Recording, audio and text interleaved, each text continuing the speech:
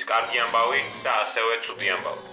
კარგი ამბავი ის არის, რომ SMMA არის ჯერ კიდევ საუკეთესო ბიზნეს მოდელი. ცუდი კი ის არის, რომ როგორც ადრე აკეთებდით, შეიძლება ახლა ისე არ კეთდებოდეს. ამიტომ ახლა წარმოგიდგენთ SMMA-ის ნულიდან დაწყების საბოლოო გზამკვლევს 2026 წელს. ადრეს მithქვამს და კიდევ ვიტყვი. სააგენტოს დაწყება ერთ-ერთი ყველაზე მოსახერხებელი ბიზნეს მოდელია დამწყებთათვის. და ამის მიზეზი მარტივია. ვერც ერთი სხვა ბიზნეს მოდელი ვერ გადააჭარბებს სააგენტოს მართვის ყველა უპირატესობას. არანაირად არ არსებობს უზარმაზარი წინასწარი ხარჯები, მცირე ან საერთოდ არანაირი რისკი, მაღალი მოგების ზღვარი არ არის საჭირო. და არც ის არის საჭირო, რომ იყოთ მოცეკვავე მაიმუნი TikTok-ზე.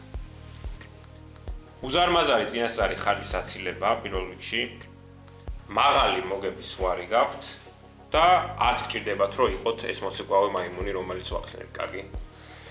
თქვენ უბრალოდ ეხმარებით ბიზნესებს, მოიზიდონ მეტი მომხმარებელი და აი სააგენტო მოდელის დამატებითი უპირატესობა, რომელზეც არავინ საუბრობს.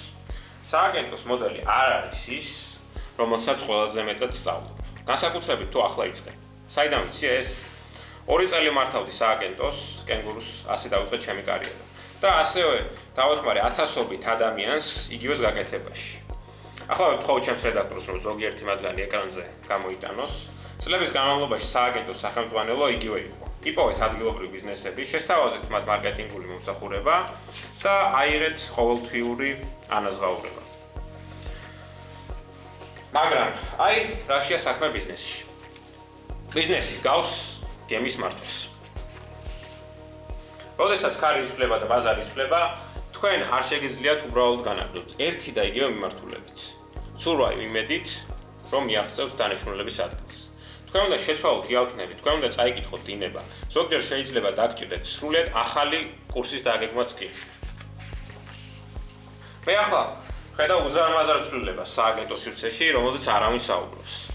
SMMA-ის წარმართვის ახალი გზა 2026 წელს. აგიხსნით, ათასობით შექმნილა, არ ვიცი, 20,000, 50,000 და თუნდაც 10,000 გამომწერთ ინფლუენსერებს ნახავთ, რომლებიც ოქროს საბადოზე სხედან, მაგრამ ამის შესახებ არც კი იციან. მათ ყავთ აუდიტორია, რომელიც იცნობს, მოსწონს და ენდობა მათ. ადამიანები, რომლებიც უყურებენ ყველა სტატიას, კომენტარს აკეთებენ ყველა პოსტზე და გულწრფელად სურთ მათგან სწავლა. თუ კი ინფლუენსერი ხარ, ეს ძალიან გამოგადგება.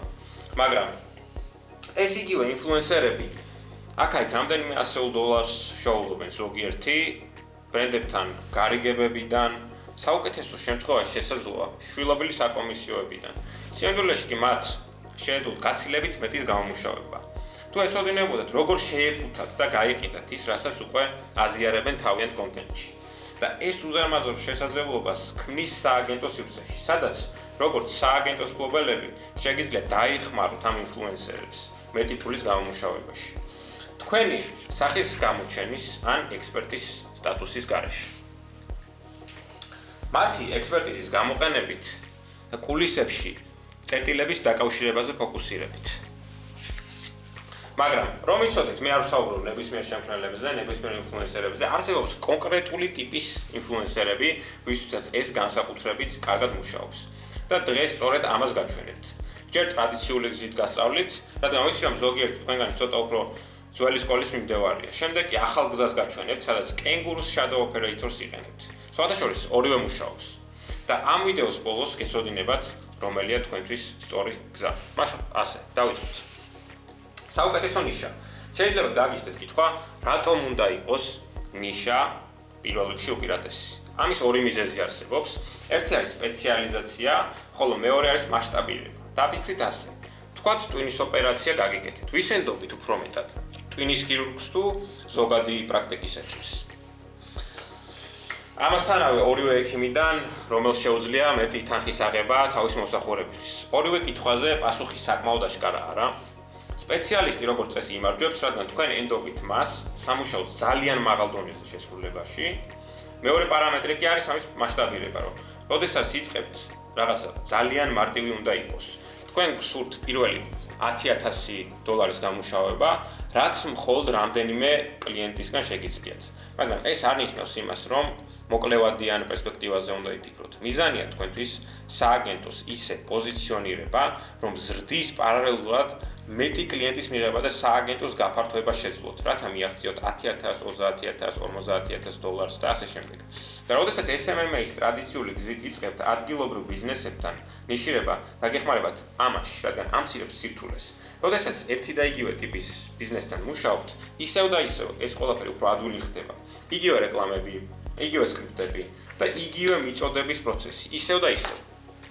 და როდესაც ადგილობრივ ბიზნესებთან ტრადიციული გზით იწყებთ SMMA-ის ნიშირება, დაგეხმარებათ ამაში, რადგან ამცირებს სირთულეს. როდესაც ერთი და იგივე ტიპის ბიზნესებთან მუშაობთ, ისევ და ისევ ყველაფერი უფრო ადვილი ხდება. რაც აქამდე ვახსენე, სირთულე ესემა ძალიან დაბალ. მოდით კიდევ უფრო დეტალურად აგიხსნათ ეს. როდესაც ერთი ნიშა გაქვთ, აი როგორ მოქმედებს სხვა ნაბიჯებზე, რომელსაც დღეს განვიხილავთ. ერთი ნიშა როცა გაქვთ, იგივე მეთოდი, იგივე პლატფორმები, იგივე სტილი, კოპირება და ჩასმა მარტივია, იგივე შეთავაზებას აკეთებთ ბევრჯერ. მრავალ ნიშის დროს ყოველთვის განსხვავებული სხვადასხვა პლატფორმა, სხვადასხვა სტილი, ყოველთვის განსხვავებული, რაც ძალიან ართულებს საქმეს. აი როგორ გამოიყურება ეს თუ რამდენიმე ნიშაში მუშაობთ.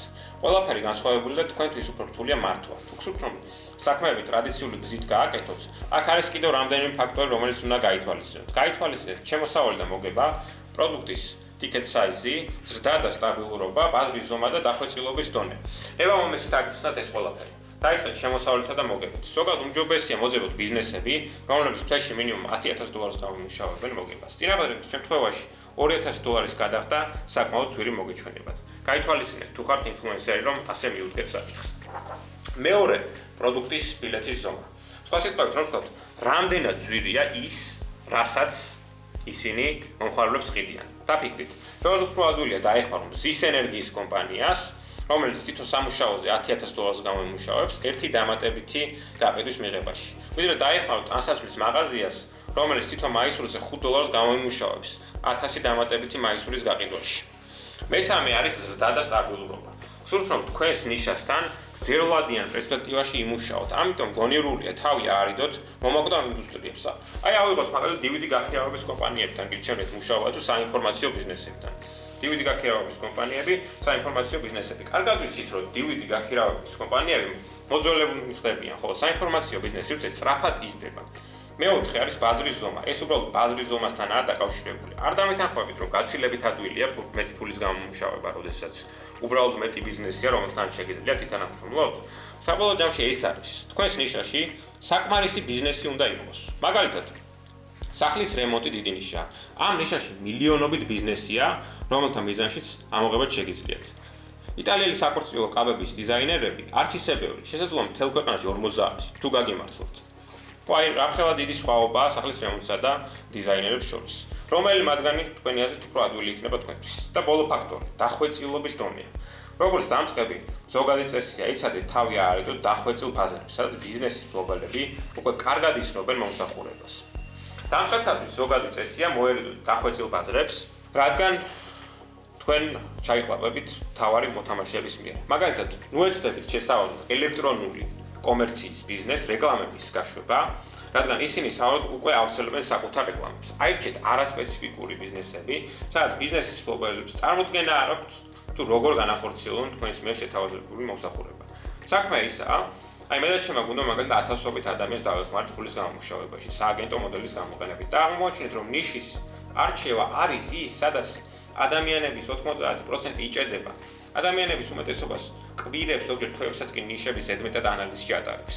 მოგების ზღვრების შედარებისთვის ცხრილების შექმნა და ყველა გადაწყვეტილების ზედმეტად განხილვა შედეგად ისინი არასდროს იწყებენ თავიანთ სააგენტოს ამის გამო. მაგრამ გახსოვდეთ, მე ვისაუბრე იმაზე, თუ როგორ არსებობს ახალი გზა სააგენტოსთვის. ისეთი, სადაც თანამშრომლ შექმნელებთან, ანუ ინფლუენსერებთან, რომლებსაც ყავთ აუდიტორია და ხთებით მათთვის შადო ოპერატორი. ამ ახალი გზით შეგიძლიათ გამოტოვოთ ეს ნაბიჯი, საერთოდ არ გჭირდებათ ნიშის არჩევა. ინფლუენსერისთვის კენგურუ შადო ოპერატორი არის ის, რაც დაგეხმარებათ. რა თქმა უნდა, ჯერ კიდევ არსებობს რამდენიმე მითითება, რომელიც უნდა დაიცვათ, მაგრამ ეს უფრო მარტივია.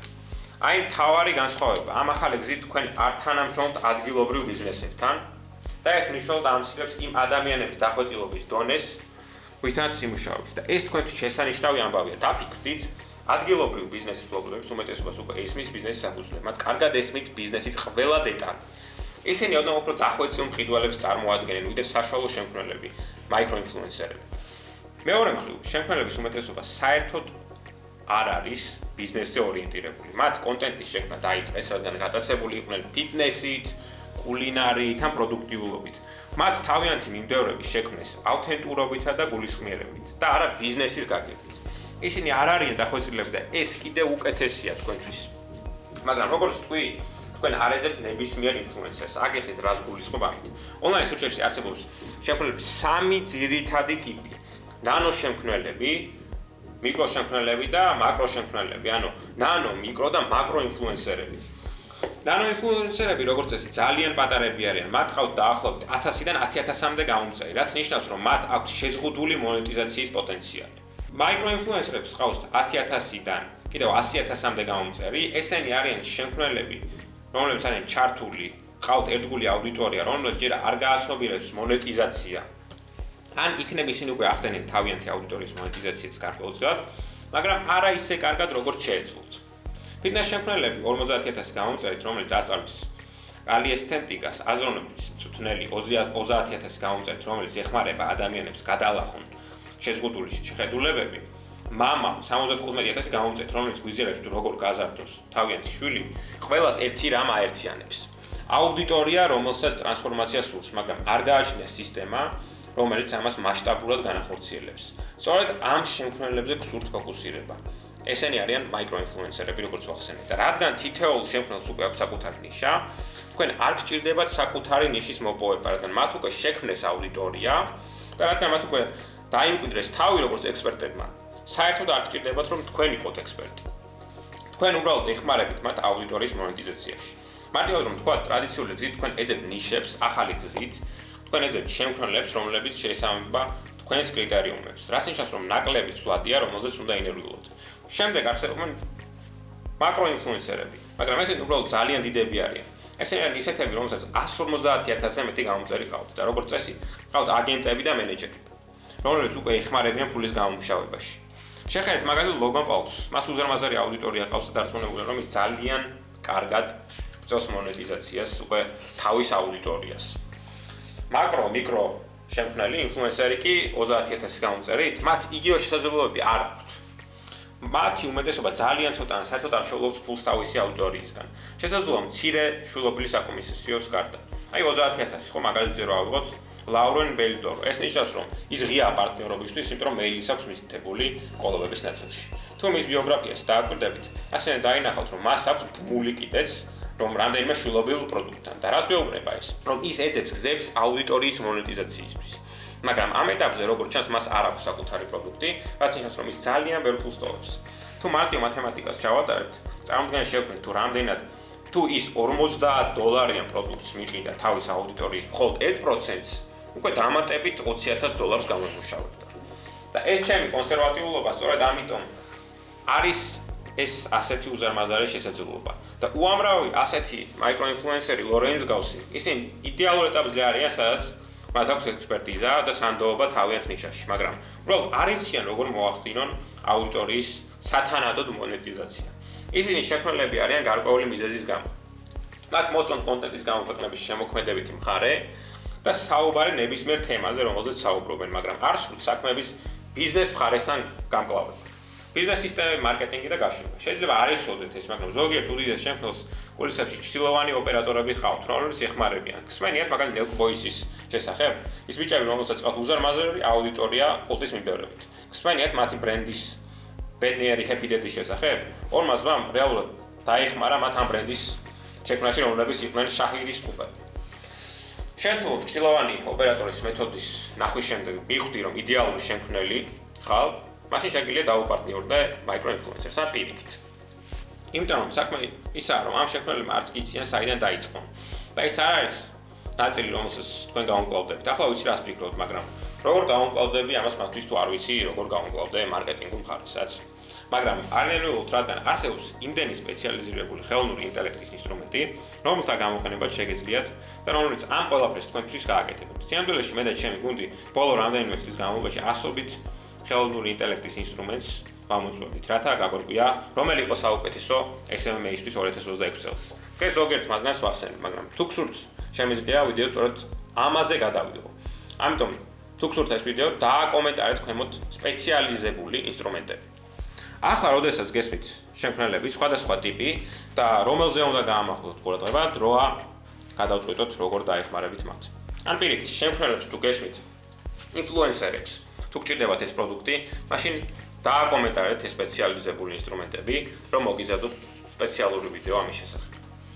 დაბეჭდავთ სერვისის შერჩევა და სწორედ აქ ერთვება სერვისის შერჩევა. თუ სერვისი არ გაქვთ, გასაყიდი არაფერი გაქვთ, ტრადიციული სააგენტოებისთვის ათობით ვარიანტია არჩევანის გასაკეთებლად, თუმცა ეს ასევე გავრცელებული პრობლემაა, რომელსაც ვხედავ. ამას ქვია ანალიზის პარალიზება. რადგან ბევრი სერვისია, რომელთაგან შეგიძლიათ აირჩიოთ, საბოლოოდ ყველაფრის ზედმეტად ანალიზს ახდენთ. ეს რესტორანში წასვლას გავს და მენიუში 100-ზე მეტი განსხვავებული ვარიანტი გაქვთ. მოდით მოკლედ წარმოგიდგენოთ სერვისის არჩევაში დასახმარებლად, მაგრამ ჯერ განვიხილოთ არსებული ორი ტიპის სერვისი, რომელიც არის დროის დამზოგავი სერვისები, მოხერხებულობა, და მეორე არის ინვესტიციის ანაზღაურება, ფულის მომტანი სერვისები. ინვესტიციის ანაზღაურების სერვისები, როგორც წესი, რვადულად იყიდება, რადგან ძალიან ნათელია, რომ საწყის ინვესტიცია მომავალში აშკარა ფულად მოგებას მოიტანს. ინვესტიციის ანაზღაურების სერვისი მაგალითია ლიდების გენერირება, თუმცა მოხერხებულობის სერვისები ზღირებულია. დრო როგორც ჩვენ ვიცით, ფულია, ამიტომ თუ თქვენ შეგიძლიათ დაზოგოთ ბიზნესის დროისა და რესურსების შესრულებით, ისეთი სერვისების შესრულებით, რომელშიც მათ დრო არ აქვთ, მაშინ ისინი მზად იქნებიან გადაიხადონ გარკვეული თანხა ამისთვის. მოხერხებულობის სერვისის მაგალითია ვიდეო მონტაჟი. აქ მოცემულია ინვესტიციის ანაზღაურების და მოხერხებულობის სერვისების რამდენიმე მაგალითი, რომელთა შეთავაზებაც შეგიძლიათ, როგორც სააგენტო. მოხერხებულობის არის მენეჯმენტი, ვიდეოგრაფია, ვიდეო მონტაჟი, რეპუტაციის მართვა, ვებ დიზაინი, რაც შემდგომ გარდაიქმნა ფასიან ტრაფიკად, ელბოსტის მარკეტინგად, კოპირაიტინგად, SEO-თ, ლიდების გენერირებად. გახსოვთ როგორ ვთქვი, რომ ანალიზის პარალიზებაში გაჭედვა ადვილია. სწორედ ამიტომ, ასევე ანალიზის პარალიზებაში გაჭედვის თავიდან ასაცილებლად მინდა დაგისვათ ორი კითხვა, რომელიც დაგეხმარებათ თქვენი სერვისების არჩევაში. პირველი რა არის ყველაზე დიდი პრობლემა, რის წინაშეც ყოფილი ბიზნესები არიან ჩემს ნიშაში. მეორე რა არის ამ პრობლემის გადაჭრის ყველაზე ეფექტური გზა? თქვათ, თქვენ აირჩიეთ მზის ენერგიის კომპანიები, როგორც თქვენი ნიშა. მაგალითად, თქვენ უნდა ჩაატაროთ კვლევა, შესაძლოა ესაუბროთ კიდეც ამ სფეროში მოღვაწე რამდენიმე ბიზნესის მფლობელს და აღმოაჩინოთ, თქვათ, რომ მათი ყველაზე დიდი პრობლემა ის არის, რომ მათ არ აქვთ საკმარისი რაოდენობის ლიდები მუდმივად. შესანიშნავია, ახლა თქვენ იცით, რომ მათ მეტი მომხმარებელი სჭირდებათ. ამიტომ შემდეგი ნაბიჯი იქნება მხოლოდ იმ სერვისების განხილვა, რომლებიც მომხმარებლებს იზიდავენ. კარგი, ამბავი ის არის, რომ ყველა ეს ვარიანტი მუშაობს, მაგრამ იმის გასარკვევად თუ რომელი იქნება საუკეთესო შემთხვევა, უნდა გაითვალისწინოთ სხვა ფაქტორები: უნარები, მასშტაბირება, საწყისი ხარჯები, შემოსავლის ვარიაცია. დავიწყოთ უნარებით. კითხეთ საკუთარ თავს, შეგიძლიათ თუ არა ამის დამოუკიდებლად განხორციელება, თუ დაგჭირდებათ კონტრაქტორების დაქირავება. ეს მნიშვნელოვანი გასათვალისწინებელი ფაქტორია, რადგან თუ თავად შეძლეთ მომსახურების მიწოდებას, ეს კონკურენტულ უპირატესობას მოგცემთ. თუ უკვე გაქვთ უნარი, რომლის გამოყენებაც კარგად შეიძლება, გაგიჟდებით თუ არ გამოიყენებთ მას, მაგრამ თუ არ გაქვთ ეს უნარები, არ ინერვიულობთ ტრენინგის ბოლოს გაჩვენეთ თუ როგორ გადავახოთ ეს. შემდეგ არის მასშტაბირება. სიმართლე ის არის, რომ სხვადასხვა სერვისი აქვს მასშტაბირების სხვადასხვა დონე და ეს როგორც წესი ერთ რამეზე დაიყვანება. მდებარეობა. როდესაც თქვენი მომსახურება მოითხოვს, რომ გარკვეულ ადგილას იყოთ, კლიენტების რაოდენობა, რომელთა მართვაც შეგიძლიათ, მნიშვნელოვნად მცირდება. ფასიანი რეკლამის საშუალებას გაზრდოთ მართოთ 20 კლიენტი თქვენი ლეპტოპიდან ვიდეოს გაკეთება მოითხოვს ყველაზე ჩვეულებრივად ნებისმიერ ადგილზე ყოფნას, რაც ყველაზე მარტივია. ხო, ორივე მუშაობს უბრალოდ სხვადასხვა მასშტაბით. ასე რომ კითხვა, რომელიც საკუთარ თავს უნდა დაუსვათ, არის შემდეგი. ეს სერვისები მაძლევს საშუალებას, რომ რამდენიმე კლიენტზე ვიმუშაო და რამდენი კლიენტი სურს გრძელვადიან პერსპექტივაში. შემდეგ არის წინასწარი ხარჯები. როდესაც საქმე სააგენტოს ბიზნეს მოდელს ეხება, ეს არის ერთადერთი მოდელი, რომელიც ასაჭიროებს დიდ კაპიტალურ ინვესტიციას. თუ საერთოდ ასაჭიროებს. სწორედ ამიტომ ვარ მისი ასეთი დიდი მომხრე იმ ადამიანებისთვის, ვინც ახლა იწყებს. ამის ნაცვლად მოდელი მოითხოვს იმას, რაც მე უწოდებ ოფლის კაპიტალს. ასევე ცნობილი როგორც ძალისხმევა. და თქვენს მიერ არჩეულ სერვისს შეიძლება გქონდეს გავლენა ამაზე, მოდით შევადაროთ ეს ორი სერვისის ტიპი. ვიდეოგრაფია versus copywriting. Copywriting-ისთვის საჭიროა მხოლოდ ლეპტოპი, ხოლო ვიდეოგრაფიისთვის შესაძლოა დაგჭირდეთ კამერის ან რამდენიმე ნაწილის ქონა. ასე რომ, კითხვა, რომელიც მინდა საკუთარ თავს დავუსვათ, არის შემდეგი. რა ბარიერი მაქვს ამ სერვისის მიწოდებისთვის? ჩემი რჩევა აირჩიოთ სერვისი, რომელიც შეესაბამება თქვენს ამჟამინდელ რესურსებს. არ მინდა რომ წინასწარ დახარჯოთ $100 და თავი გაკოტრებაში ჩაიგდოთ, სანამ კლიენტებისგან ფულის გამომუშავებას დაიწყებთ. ამის მიუხედავად მეოთხე ფაქტორი შემოსავლის ვალებადობა. ხედავთ სხვადასხვა სერვისს განსხვავებული შემოსავლის სტრუქტურა აქვს. ტრადიციული სააგენტოებისთვის არსებობს გარიგების ორი განსხვავებული ტიპი. პროექტზე დაფუძნებული და განმეორებადი. პროექტზე დაფუძნებული სამუშაო როგორც წესი გულისხმობს კონკრეტული პროექტისთვის ერთიან თანხას. მაგალითად $4000 ვებსაიტის შესაქმნელად. განმეორებადი სამუშაო გულისხმობს ყოველთვიურ გადასახადს წინასწარ შეთანხმებული ვადის განმავლობაში. მაგალითად $2000 თვეში 6 თვის განმავლობაში ფასიანი ტრაფიკის მომსახურებისთვის, project basis და recurring. აქ მნიშვნელოვანია გასმოდეს, რომ ერთი არ არის აუცილებლად უკეთესი ვიდრე მეორე, მაგრამ თქვენ უნდა გკითხოთ საკუთარ თავს, გირჩევნეთ თუ არა ეს ყოველთვიური სტაბილურობა, თუ ახლა როდესაც საქმე SMS წარმართვისთვის ახალ მეთოდს ეხება, თქვენ რეალურად შეგიძლიათ გადაალახოთ ერთ-ერთი ყველაზე დიდი დაბრკოლება, რომელსაც ადამიანების უმეტესობა აწყდება. ტრადიციული მოდელის მიზანია დაეხმაროს ადგილობრივ ბიზნესებს, რომ მეტმა ადამიანმა გაიგოს მათი პროდუქტის შესახებ. თქვენ გჭირდებათ მეტი ყურადღება პროდუქტზე და ეს ხშირად ბიზნესის ყველაზე რთული ნაწილია. ეს ერთ-ერთი ყველაზე რთული უნარია. კლიენტების მოზიდვა ბიზნესში, რომელიც არავინ იცის. მაგრამ ამ ახალი მეთოდით თქვენ შეგიძლიათ მთლიანად გამოტოვოთ ეს ნაბიჯი, რადგან მიკროშემქმნელებმა, ინფლუენსერებმა უკვე შექმნეს აუდიტორია, რომელიც იცნობს მოსწონს და ენდობა მათ. მათ უკვე აქვთ ყურადღება უბრალოდ არა back-end სტრატეგია პროდუქტის გასაშვებად, არამედ ყურადღების მონეტიზაცია. და სწორედ აქ ჩნდებით თქვენ. გარდა ამის ახალი მეთოდით, თქვენ არ გჭირდებათ ფიქრი ყველა სერვისის ვარიანტზე, რადგან სერვისი ნათელია. თქვენ ეხმარებით მიკროინფლუენსერებს აუდიტორიის მონეტიზაციაში მარკეტინგული ხარისხმარებით. ეს ნიშნავს, რომ თქვენ არ ხართ შეზღუდული მხოლოდ ერთი მკაცრი მისაწოდებული დავალებით, ამისათვის შეგიძლიათ შეცვალოთ თქვენი მიდგომა ინფლუენსერის საჭიროების მიხედვით. ტრადიციული სააგენტო სერვისების შემთხვევაში მაშინაც კი თუ კონტრაქტორებს იყენებთ, მაინც კარგად უნდა გესმოდეთ კონკრეტული სერვისი და გაფრინდოთ და შეამოწმოთ სამუშაო ხარისხი. Ჯილოვანი ოპერაციების შემთხვევაში შემქმნელებს უკვე აქვთ ექსპერტიზა თავის სფეროში, რაც იმას ნიშნავს, რომ თქვენ არ გჭირდებათ ამაზე ფიქრი თუ ინფლუენსერი ხართ. ფიტნეს ინფლუენსერმა იცის ფიტნესი, პროდუქტიულობის მწვრთნელმა იცის დროის მენეჯმენტი, ხოლო ფინანსურმა შემქმნელმა იცის ინვესტირება. ზოგ შეიძლება ამ ყველაფრის კომბინაციაც კი დასჭირდეს. საქმე იმაშია, რომ თქვენ ერთსა და იმავე ძირითად მომსახურებას თავაზობთ, მაგრამ ფორმატი შეიძლება შეიცვალოს. შეიძლება არის როგორ განახორციელო ეს ყველაფერი და ბევრ შემთხვევაში არც გეცოდინება, რომ შესაძლებლობა არსებობს. და სწორედ აქ ერევის შენ. ყოველ ინფრასტრუქტურის უზრუნველყოფასა და კულისებში წერტილების დაკავშირებაზე უნდა გაამახვილო ყურადღება, რათა შეძლო იმის კეთება, რაც საუკეთესოდ გამოდის. ახლა ვიცი, რასაც ვფიქრობ. მაგრამ ოთარ, მეც არ ვიცი, როგორ გავაკეთო ყველა მარკეტინგული საქმე. და გულწრფელად გეტყვით, ერთი ან ორი წლის წინ რომ დაგესვათ ეს კითხვა, გეტყოდით, რომ ეს ძალიან სწორი კითხვაა, მაგრამ არ ინერვიულობთ ერთ წამში გაჩვენებთ თუ რატომ არის ეს ახლა თქმის ყველასთვის შესაძლებელი. მაგრამ სანამ ამას გავაკეთეთ, მოდით განვიხილოთ თუ როგორ უნდა მოვაწყოთ ყველაფერი, რათა დაიწყოთ ეს ყველაფერი. სააგენტოს შექმნა. ამ ეტაპზე თქვენ უკვე გაქვთ თქვენი ნიშა და მომსახურება ჩაკეტილი. ახლა დროა თქვენი იდეა რეალურ ბიზნესად აქციოთ, მაგრამ გულწრფელად გეტყვით, არ მინდა რომ ამ ნაბიჯზე ძალიან ბევრი დრო დახარჯოთ. ეს არის ერთ-ერთი იმ ადმინისტრაციული ნაბიჯიდან, როდესაც ამას გააკეთებთ და შემდეგ გადადიხართ. უბრალოდ იცოდეთ, რომ არავის აინტერესებს თქვენი სახელი, როგორც თქვენ გონიათ. თუ გაიჭედეთ სადთ ნეიმლექსი, ის გენერირებას უკეთებს სახელის მრავალ ვარიანტს და შეგიძლიათ აირჩიოთ ის, რომელიც ყველაზე მეტად მოგწონთ. შემდეგ თქვენ იყიდით დომეინს, თქვენი დომეინის საშუალებას მოგცემთ შექმნათ პროფესიონალური ელპოსტა და განათავსოთ თქვენი ვებსაიტი. შეგიძლიათ შეიძინოთ დომეინები მრავალ პლატფორმაზე, როგორც არის დაუშვათ Namecheap, ხო? GoDaddy და ასე შემდეგ. გაფრთხილება დომეინები შეიძლება საკმაოდ ძვირი გახდეს, მაგრამ ასე არ უნდა იყოს. თუ თქვენ სააგენტოს სახელს ეძებთ ძვირია, უბრალოდ აირჩიეთ სხვა სახელი ან შეიძინეთ უფრო სხვანაირი ვარიაციით. როგორც კი გექნება თქვენი სახელი და დომეინი, შეგიძლიათ შექმნათ ლოგო. ამაზე ლოგო არ იქნება რაღაცა განსხვავებული თქვენი სააგენტოს წარმომეტყველობასა და წარმატებას შორის, ამიტომ გთხოვთ ნუ დახარჯავთ საათებს ამაზე. ამისთვის შეგიძლიათ გამოიყენოთ Canva ან ხელოვნური ინტერაქტის ინსტრუმენტები, როგორიცაა Tailor Brands ან Luca.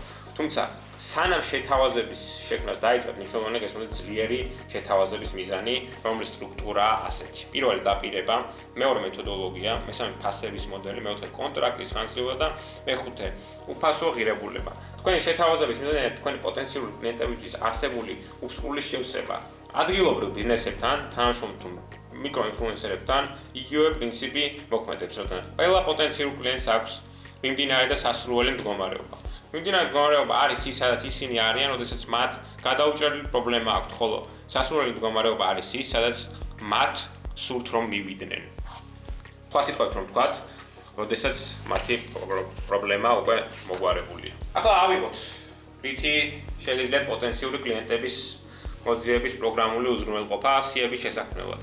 ისეთი კრიტერიუმების საფუძველზე, როგორიცაა ნიშა, ბიზნესის ზომა და მდებარეობა. Google Maps ლოკალური ბიზნესებისთვის, CheckAtrade blue collar ბიზნესებისთვის, Zillow real estate agency და LinkedIn corporate professionals.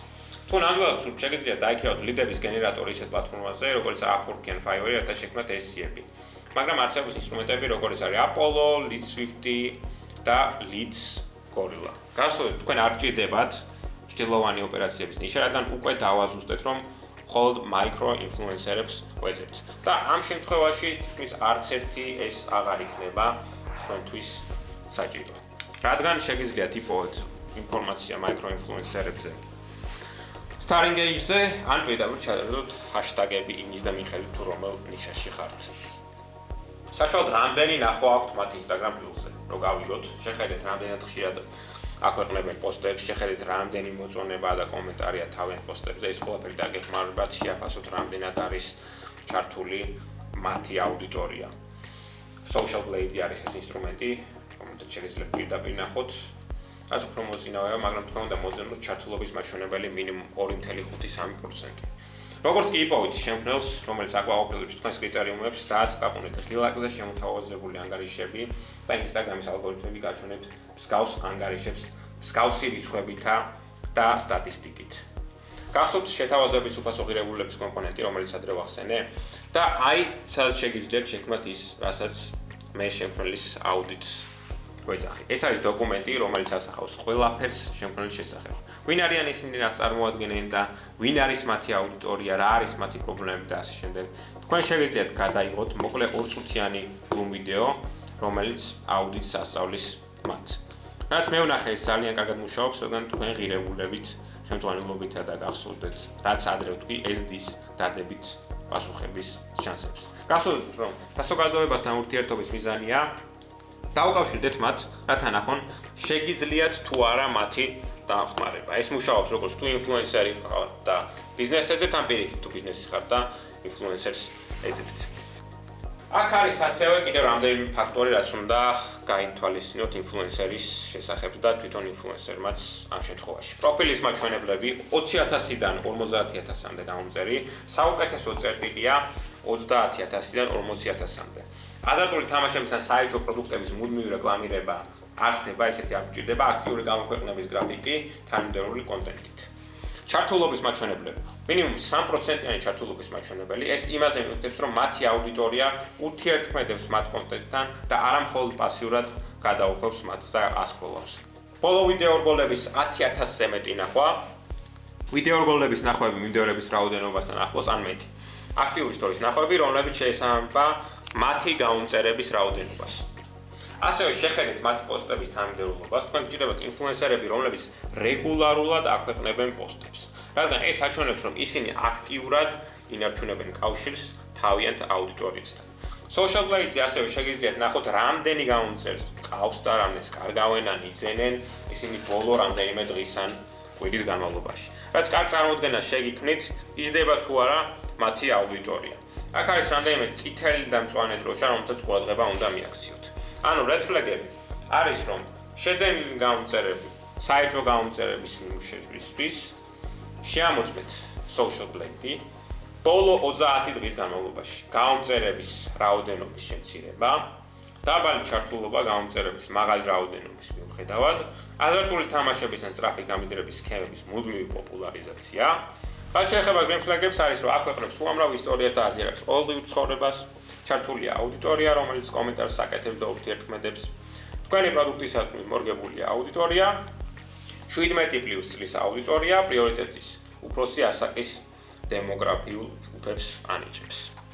როდესაც ინფლუენსერთან ურთიერთობთ, კითხეთ, რამდენი სტორის ნახვები აქვს. როგორც წესი, ვთქვათ, მაიკროინფლუენსერზე საუბრობთ და ის გეუბნებათ, რომ საშუალოდ 35,000 სტორის ნახვებს იღებს. მაგალითად, 35,000 სტორის ნახვა. თქვენ უნდა გაამრავლოთ მათი სტორის ნახვები social blade-დან მიღებული ჩართულობის მაჩვენებელს.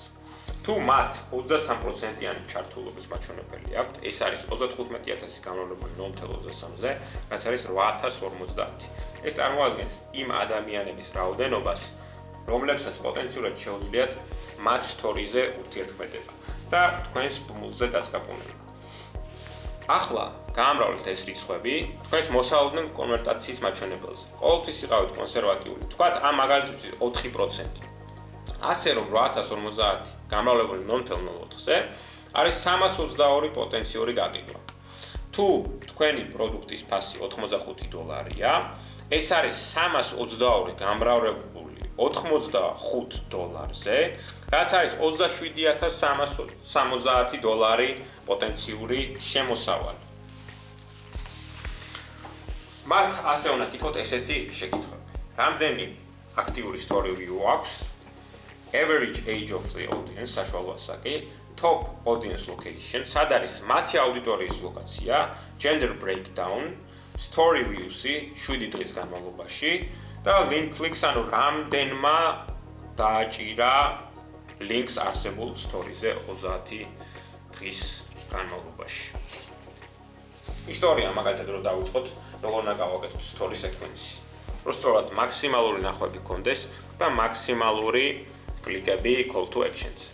აი მაგალითად პირველი story უნდა იყოს ასეთი. ისტორია გამოკითხვა, გამოიწვიეთ ცნობის მოყარეობა პროდუქტის ხსენების გარეშე. გამოყენეთ გამოკითხვა. მე ვიპოვე გზა რომ თვეში $10,000 გამოვიმუშაო. თქვენ გადაწყვეტთ. გამოკითხვა გსურთ გაჩვენოთ როგორ? შემდეგ ომი story იქნება მეთოდი და შედეგები. მოიხსენიეთ გამარჯვებული გამოკითხვის მტკიცებულება. ეკრანზე ანაბეჭდები, ნამდვილი proof, მოკლედ ახსენეთ მეთოდოლოგია კვირების განმავლობაში ტესტირების შემდეგ. გადავწყვეტე ეს თქვენთვის გამეზიარებია. და მესამე story მოწოდება ქმედებისკენ უკვე, ანუ CTA შექმნეთ სასწრაფოება და მიაწოდეთ მკაფიო ინსტრუქცია. მე მოვახერხე ამ ინსტრუმენტზე წვდომის მოპოვება, ჩემი მიმდევრებისთვის პრინციპით, ვინც პირველი მოვა, პირველი მიიღებს ბმულზე.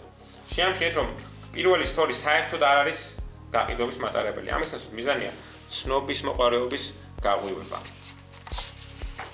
აი მაგალითად ერთ სტატიანი პოსტის ნაცვლად, ერთ სტატიანი სტორის ნაცვლად ჩვენ ვიყენებთ 3 ნაწილიან სიუჟეტურ სტრატეგიას, რომელიც ვახსენე აქამდე და არის დაფუძნებული მარკეტინგის ძირითად ფუნდამენტზე. პირველი სიუჟეტური თანმიმდევრობა არის, როგორც ვთქვით, გამოკითხვა, თანმიმდევრობა არაფერს ამბობს თქვენი პროდუქტის შესახებ და არ შეიცავს შეკვეთის ბმულებს. ამისათვის ინფლუენსერი მოიცავს გამოკითხვას ან კითხვას ველში, სადაც გამოიყენება იმ შეკითხვის შესახებ, იმ პრობლემის შესახებ, რომელსაც თქვენი პროდუქტი წყვეტს, მაგრამ თუ ეს კითხვის ველია, ინფლუენსერი მას ღია ტოვებს, რომ უბრალოდ დამისვით კითხვა. თუ თქვენი პროდუქტი ეხმარება ახალდედებს ორსულობამდელი ფიგურის აღდგენაში, თქვენ სვამთ ასეთ კითხვას. როგორ დაიკელით ორსულობის წონა ასე სწრაფად? თუ გამოკითხვის ვარიანტს გამოიყენებთ, ინფლუენსერი უბრალოდ ეკითხება მომხმარებელს სურთ თუ არა მეტი ინფორმაცია. თუ იგივე მაგალითს გამოიყენებთ, გამოკითხვა ასე შეიძლება გამოიყურებოდეს. მე ამდენი პირადი შეტყობინება მივიღე, თუ როგორ დავიკელე ორსულობის შემდეგ ზონაში ასე სწრაფად. სურთ გაგიზიაროთ როგორ გავაკეთე ეს? დიახ, ვთქვათ, მე უკვე ვიცი როგორ. ადამიანების უმეტესობა აირჩევს პირველ ვარიანტს. მეორე ისტორიის თანმიმდევრობა, მეთოდი და შედეგები. მეორე სერია ქვეყნება 1 დღის შემდეგ, რადგან ინფლუენსერი ან კითხვას ამაღლებს, ან გამოკითხვის შედეგებს აჩვენებს. შემდეგ კი შედეგს აკეთებს. პირველ ინფლუენსერი ახსენებს, რომ გამოიყენება კონკრეტული მეთოდი, რომელიც ინტერნეტში იპოვა. მეორე, ისინი აჩვენებენ სოციალურ მტკიცებულებებს, როგორიცაა ადრე, შემდეგ, ანუ before after-ი, ან უბრალოდ ასკეილებენ ამ მეთოდს. ისინი აუდიტორიას ეუბნებიან, რომ იპოვენ მეთოდს და უზიარებენ დამატების დეტალებს. ეს სერია ქმნის ცნობის მოყარეობას, რაც აუდიტორიას უფრო engagement-ს მატებს. ისტორიის თანმიმდევრობა, მოწოდება მოქმედებისკენ. კიდევ ერთხელ, მესამე დღეს ინფლუენსერის აუდიტორია უფრო ცნობის მოყარე ხდება და უჩნდება მეტი ინტერესი ამ თემის მიმართ. რადგან პირველი story იყო დადებული ასე, რომ ბოლო ისტორიის თანმიმდევრობისთვის ინფლუენსერი აქვეყნებს, რომელშიც გამოხატავს თუ რამდენად გაკურებული იყო, რომ ამდენი ადამიანები დაინტერესდა ამ მეთოდით. შემდგომ ინფლუენსერი განმარტავს, რომ დაუკავშირდა მეთოდის შემქმნელს და შემქმნელი დათანხმდა შეზღუდული რაოდენობის ადგილების გახსნას მათი აუდიტორიისთვის ფასდაკლებით. და ბოლოს სტორიში ინფლუენსერი ათავსებს ბმულს ბოლო ისტორიაზე, რაც აუდიტორიას თქვენის გაყიდვების გვერდზე გადაიყენეს. ხედავთ, რამდენად მარტივია ეს მეთოდი? გაყიდვებისთვის ფული არ გჭირდებათ, სახის გამოჩენა არ გჭირდებათ, აუდიტორია არ გჭირდებათ, ნდობა ავტომატურად იქმნება. ცხადია, ეს არის მეთოდი, რომლის გამოყენებაც შეგიძლიათ გააგრძელოთ, მაგრამ გახსოვდეთ სწორად გამოიყენეთ და გაყიდვებს დაიწყებთ. ეს ნიშნავს, რომ ის დაბრკოლება, რომელიც ოდესღაც გქონდათ, აღარ არსებობს. ახლა გაფართოებისთვის, სკეილინგისთვის ფული გაქვთ.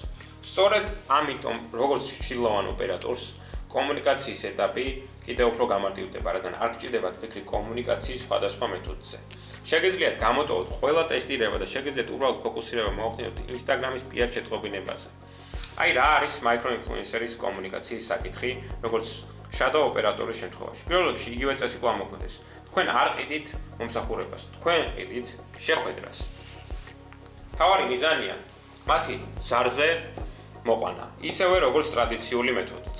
მაგრამ აი მთავარი განსხვავება shadow ოპერატორის შემთხვევაში თქვენ საერთოდ არაფრის გაყიდვას კი არ გჭირდებათ, რადგან თქვენ ყოველ შესაძლებლობას აძლევთ ამ შემქმნელებს მეტი ფულის გამომუშავების საშუალება მისცეთ. არანაირი შეწოლა არ არსებობს. შტილოვანი ოპერაციის შემთხვევაში თქვენ არ ითხოვთ მათ წინასწარ რაიმეს გადახდას. ეს მეთოდი მუშაობს შემდეგნაირად. თქვენ იღებთ მათ მიერ განხორციელებული გაყიდვების პროცენტს, მას შემდეგ რაც ყველაფერს მოაწყობს და ისინი პროდუქტს აუდიტორიისთვის წარადგენენ. ეს ნიშნავს, რომ მათთვის ფაქტიურად არანაირი რისკი არ არსებობს. მოდით ეს ყველაფერი აგიხსნათ. აქ თქვენ დასვამთ შემდეგ კითხვებს. საშუალოდ რამდენი კლიენტი გყავს თვეში? რამდენი მოგების მიღება გსურთ 6 თვეში? სად იქნებოდით დღეს 6 თვის წინ რომ გქონდათ შემოსავალი? რატომ არასდროს გიცდიათ ჩვენი მსგავსი გადაწყვეტა? თქვენ არსებით დაიძულებთ მათ გააცნობიან, რომ მათ აქვს დიდი პრობლემა, რომელიც გამოსასწორებელია და გამოსავალი მათ თვალწინ დებს. შემდეგ გადადიხართ პრეზენტაციაზე, სადაც აანალიზებთ თქვენს მეთოდოლოგიას და იმას, თუ როგორ შეგიძლიათ დაეხმაროთ მათ. ამ ყველაფრის განმავლობაში თქვენ მართავთ წინააღმდეგობებს, იღებთ ზეპის შეთანხმების და საბოლოოდ აფორმებთ გარიგებას. ეს პროცესია და რაც უფრო უკეთესად გაყიდით, მით მეტ კლიენტს მოაწერინებთ ხელს. ახლა კი ნება მომცეთ გაჩვენოთ ახალი გზა. რა არის მათი აუდიტორიის ყველაზე დიდი პრობლემა? რა კითხვებს უსვამს მათ აუდიტორია ყველაზე ხშირად? რა ტრანსფორმაცია სურს მათ აუდიტორიას? ეს ყველაფერი კი ბოლოს გაძლევთ მათ ხედვას, როგორ სურთ ადამიანებს დაეხმარონ თავიანთ აუდიტორიას ფასო კონტენტის გაზრდისთვის. დაინტერესებულნი არიან თუ არა კოუჩინგით, კურსის შექმნით, საზოგადოების შექმნით. ამ ზარის მიზანია რაც შეიძლება მეტი ინფორმაციის შეგროვება, რათა შექმნათ მათთვის მორგებული გეგმა. მაგრამ აი მთავარი რა არის? ბოლოს შეგიძლიათ უთხრათ კიდეც. ეს ნამდვილად სასარგებლო იყო, ნამდვილად ხედავ რამდენიმე შესაძლებლობას, სადაც შემიძლია დაგეხმაროთ თქვენი აუდიტორიის მონეტიზაციაში. მოდით შევადგინოთ გეგმა თქვენთვის და შეგვიძლია კიდევ ერთი ზარი ჩავატაროთ, სადაც ამას გაგაცნობთ. კარგად ჟღერს? ისინი იმის ყოველთვის პასუხობენ დიახ, რადგან ვის არ სურს მეტი ფულის გამომუშავება. სწორედ მაშინ შეგიძლიათ დაუთმოთ დრო, საწყისი აუდიტორიის დახვეწას, რამდენიმე ციფრის განხილვას და ყველაფრის წარდგენას მეორე ზარზე. მეორე ზარზე თქვენ წარადგენთ შესაძლებლობას ხაზი გაუსვათ, თუ რამდენ ფულს ტოვებენ მაგიტაზე. მოდით წახვალ გამოვთვალოთ რამდენი ციფრი რომ გაიგოთ ეს. და სხვათა შორის შეგიძლიათ სიტყვასიტყვით შეასრულოთ იგივე სავარჯიშო. თქვათ, თქვენს ინფლუენსერს ყავს 30000 გამოცემული. თქვენ ეხმარებით $95 გაყიდოთ ეს პროდუქტი. დაუშვათ, რომ საშინელ საქმეს აკეთებთ და მათი აუდიტორიის მხოლოდ 5%-ს აკონვერტირებთ, ისიც რა? მოდით კიდევ უფრო დაბლა წავიდეთ. მოდით უკიდურესად პესიმისტურები ვიყოთ. დაუშვათ, რომ მათი აუდიტორიის მხოლოდ 2.5%-ს აკონვერტირებთ. 2.5%-იანი კონვერსიის მაჩვენებელი, რაც ნიშნავს, რომ თქვენ ფაქტიურად აფრთხოთ ადამიანების 97.5%-ს. რაც ნიშნავს, რომ მათი აუდიტორიის 97.5% ამბობს. მე ეს არ მინდა. ეს მაინც ასეა, 750 გაყიდვა, მოდით გამოვთვალოთ. 750 განმავლობილი $95-ზე არის $71250. დიახ, სწორად გაიგეთ. თქვენ მათ გახდიდით ამხელა მასშტაბზე, რომელიც არის რა, რომ თქვენ გამომუშავეთ $71250. უბრალოდ ასე. და თქვენი პარტნიორობის გაყოფის მიხედვით თქვენ მიიღებთ ამის პროცენტს. თქვათ, თქვენ შეთანხმდით მათთან 50-50 პარტნიორობას. თქვენ ორივე გამომუშავებდით $35625, ხოლო ერთი გამომუშავებიდან. სხვათა შორის თუ მეტი ადამიანი გააგრძელებს პროდუქტის ყიდვას, თქვენ გააგრძელებთ ფულის გამომუშავებას დამატებითი ძალისხმევის გარეშე. თუ ეს 70-30, მაშინ თქვენ გამომუშავებთ $31375, ისინი კი $49875. მაგრამ მოდით კიდევ უფრო კონსერვატიულები ვიყოთ. თქვათ, რომ უარეს შემთხვევაში თქვენ პარტნიორობას მათი სასარგებლოდ გაიყოფთ. თქვათ, ეს 90-10-ია შემქმნელი სასარგებლოდ. ისინი გამომუშავებთ $64125 და თქვენ მაინც გამომუშავებთ $7000-ზე მეტს. Uberi რო ავიღოთ, ხომ, მაგრამ რა შეიძლება, ძღოლი იღებს თავის წილს, Uberi იღებს თავისას. არავის აქვს განცდა რომ ვინმეს უხდის და ეს გამორიცხავს ყველანაირ უსიამოვნებას. როგორც კი ეს ყველაფერი მოგვარდება, დაისახეთ შემდეგი ნაბიჯები და ჩართეთ ისინი თქვენს პარტნიორებად და ასე თქვენ წარმატებით დაამყარეთ პარტნიორობას თქვენს პირველ მაიკროინფლუენსერთან. მაგრამ ჯერ არ დაგვისრულებია კიდევ ორი ძირითადი ნაბიჯია გაზარული, მომსახურების მიწოდება და გაშვება. კონტრაქტორის არბიტრაჟის ხელოვნური ინტელექტი ცვლის, რადგან ნიშნავს, რომ თქვენ შეგიძლიათ ისარგებლოთ სააგენტო მოდელის ყველა შესაძლებლობით, ამავდროულად შეძლოთ ცხოვრების შემცვლელი ფულის გამომუშავებას ნული თანამშრომლით. ეს რას ნიშნავს, თქვენ არ დაგჭირდებათ ახალი თანამშრომლების დაქირავება, თუნდაც ისეთ ქვეყნებიდან, სადაც უფრო ნაკლებია ხელფასი.